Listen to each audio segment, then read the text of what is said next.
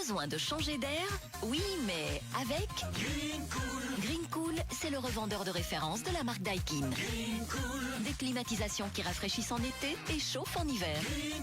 Avec Green Cool, pas de soucis, nous nous déplaçons partout, dans les provinces de Liège, Namur et Luxembourg.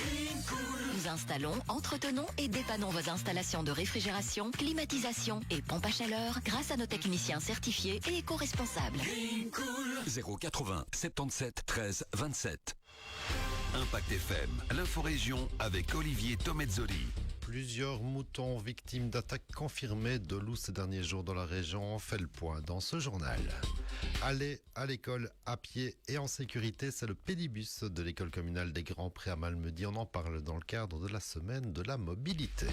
En athlétisme, Ruben Corageant dans le top 10 mondial sur 3000 mètres steeple. Et on parle foot féminin aussi avec la grosse polémique autour des forfaits affligés depuis le début de saison. Mardi 16 septembre, le développement des titres de l'info de l'arrondissement. Présentation Olivier Tomezzoli. Bonjour à tous sur les routes. Tout d'abord, attention si vous comptiez passer du côté de Penn et Walkenrad ces jours-ci. Un gros chantier de réfection a débuté hier sur la route d'Herbestal, sur la route entre Penn et Walkenrad, sur 1,5 km. Un sens de circulation reste maintenu. Et la semaine prochaine, ce sera dans le sens vers Walkenrad. Une déviation est mise en place via le zoning, mais ça risque de bouchonner pas mal quand même. Et à noter que les ouvriers travailleront de nuit en fin de semaine pour la pose des revêtements. Un chantier qui devrait être terminé fin de la semaine prochaine si le ciel le permet.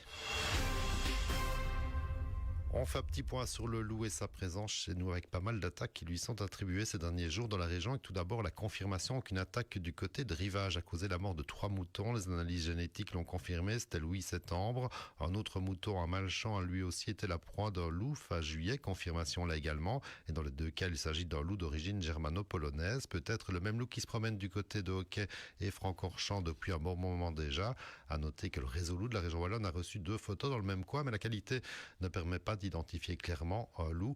Par ailleurs, les analyses ADN sont en cours pour 3 moutons tués du côté de Stoumont à Aix-Beaumont précisément. C'était le 5 septembre.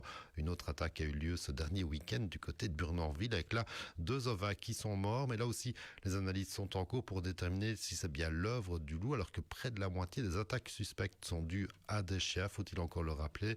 Toutes ces infos sont analysées sur le site du réseau loup en précisant que les données dans la zone de présence permanente ne sont plus recensées. On retourne sur les bancs de l'école fondamentale, mais pas directement, puisque nous avons d'abord suivi le pédibus de l'école des Grands Prés à Malmedy. Seule école malmédienne à avoir poursuivi l'expérience de ce pédibus, littéralement un ramassage scolaire à pied. Ils sont une vingtaine d'enfants encadrés par 2 bénévoles les mardis et vendredis matin depuis le début de l'avenue des Alliés jusqu'à l'école des Grands Prés. Donc un pédibus rendu possible notamment grâce à Yvan Michel, un des 2 bénévoles. On est là en fait pour les encadrer, pour être vraiment sûr que tout se passe bien et pour faire surtout attention à la circulation. Quand on doit passer des passages aux piétons, surtout ici, comme tu as vu, on passe 2 fois l'avenue.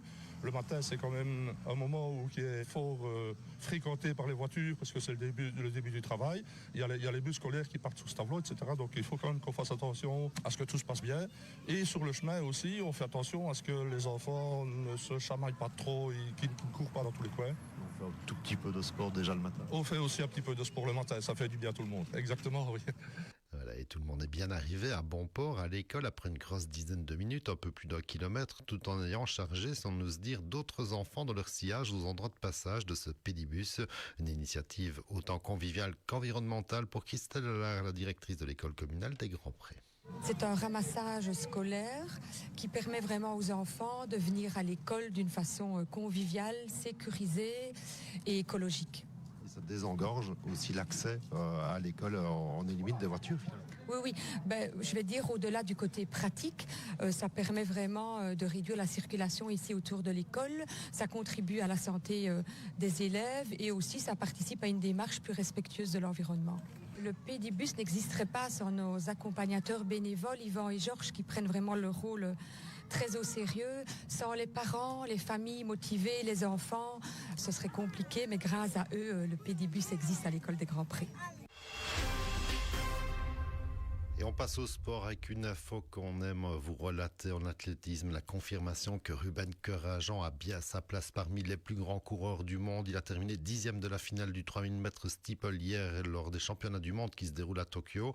Le Malmédia qui court sous licence luxembourgeoise a trouvé sa place parmi les cadors de cette distance atypique alors qu'il avait déjà participé au JO de Paris. Bref, un grand athlète, pas seulement par la taille, qui nous promet quelques beaux exploits encore. Et on ouvre notre désormais traditionnelle page football féminin du mardi avec surtout cette grosse polémique dans nos divisions provinciales, les forfaits qui sont multipliés ces derniers jours suite à l'application du règlement par la CFF, à savoir l'interdiction de faire jouer en équipe première des filles de moins de 15 ans. Cela donne des scores de forfaits à l'appel et même des rencontres sans vainqueur, les deux équipes ayant été déclarées forfaits. Beaucoup d'équipes féminines tirent la sonnette d'alarme. Après 3 forfaits, ce sera un forfait général et certaines équipes en sont déjà à 2 depuis le début de saison. Cela ne concerne pas la première provinciale, heureusement, avec ce week-end à noter la défaite de Offray en 3 face à Blény.